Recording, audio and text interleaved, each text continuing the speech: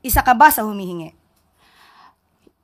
Ang mga kababayan po So, natin. isa ka sa humihingi. Actually, I'm a journalist. Hindi Yes, nga, naman po tanong ko ako humihingi. Pero parang gusto ninyo na meron lang. Eden Santos, Net25. Good morning po, Yusek. Balikan ko lang po yun dun sa di umano'y pulveron na video ni Pangulong Marcos. Sabi niyo po kanina ay naimbestigahan na yan, pero biglang iimbestigahan pa ng DOJ at NBI. At napatunayan na po na ito ay fake dun po sa isinagawang pagsusuri from yung Indian company. Wala po bang plano ang Malacanang, especially ang Pangulong Marcos, na magpa-hair follicle test na siyang hinihingi po para matuldukan na itong issue po ng di umano'y paggamit ng ipinagbabawal na gamot ng ating Pangulo?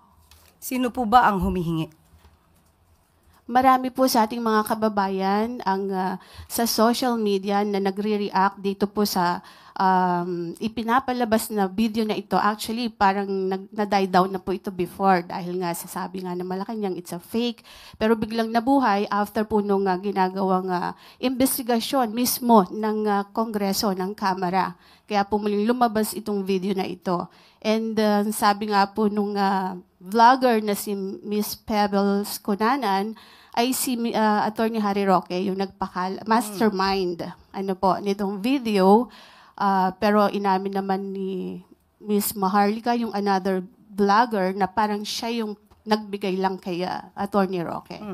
Kaya ang tanong ko po, sabi niyo sa social media hinihingi. Sino po in particular ang masasabi niyo sa akin na humihingi ng ganitong klaseng pag-test? Ang atin pong mga kababayan Sino na po in Madam particular? Yusek, Kung napanood pwede po niyo po, sigurong ikaw na po ba? sige po. Kayo po ang humihingi? Okay. Para po masabi lang ninyo na merong humihingi. Pero Hindi. marami po sa social media So, po kayo ay nagbabasa po sa SOCMED, Madam Yusek. So, isa ka nga sa humihingi. Kasi po gusto Sige, niyo tanong ko nga, isa ka ba? Kasi we have to be specific on this. Isa ka ba sa humihingi? ang mga kababayan po natin. So, isa ka sa humihingi. Actually, I'm a journalist. Hindi Yes, nga, naman po tanong ko ako humihingi. Pero parang gusto ninyo na meron lang kayong basihan.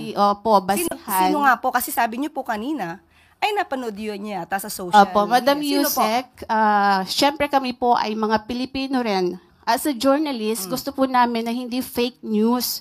Yun pong aming ibabalita sa taong bayan. Okay, so humihingi po.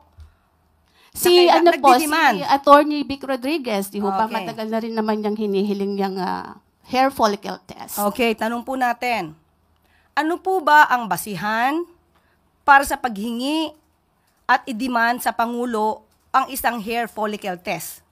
Ito po ba'y may pagbibintang na siya ay di umanong gumagamit ng illegal na droga? Kung may pagbibintang, liliwanagin po natin. Kung may pagbibintang sa Pangulo, yung nagbibintang ang dapat na magpatunay kung may ginagamit man o wala. Hindi po pwedeng gumawa ng kwento, walang basihan, isang guni-guni para masira ang Pangulo, at walang basihan. Kahit saan po na kaso, kung sino yung nagbibintang, siya ang magbigay ng pruweba. Hindi nyo pwedeng sabihin na, ito, gumagamit ka, patunayan mong hindi. Hindi po yon ang tamang logic. Kayo po na nagbibintang, kayong humihingi at nagdidemand sa Pangulo, kayo muna ang magpatunay na mayroon siyang ginagawang mali. Kapag wala po kayong napatunayan, wala po kayong karapatan humingi sa Pangulo ng anuman demand patungkol sa hair follicle test.